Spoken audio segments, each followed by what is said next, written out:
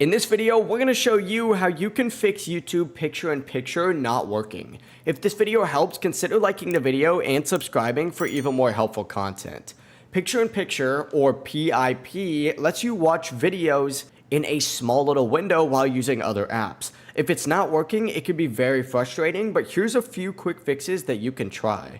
First things first, you want to go ahead and close the YouTube app completely and open up your phone's settings. Scroll down and tap on General, and this may vary slightly depending on which device you're on, but look for picture-in-picture and make sure it's turned on. Click on this, and if it's ticked off, just tick it on right there, and that should fix it. That being said, if this is already on, you're going to want to go ahead and open up that YouTube app again and tap in your profile icon in the bottom right hand corner. If you're outside of the United States, you will need YouTube Premium in order to use picture-in-picture, and if you are in the United States, it should work without Premium, but some videos may not support it. If you don't already have Premium, consider subscribing with Premium to see if that fixes the issue. You can also check your specific YouTube picture-in-picture settings.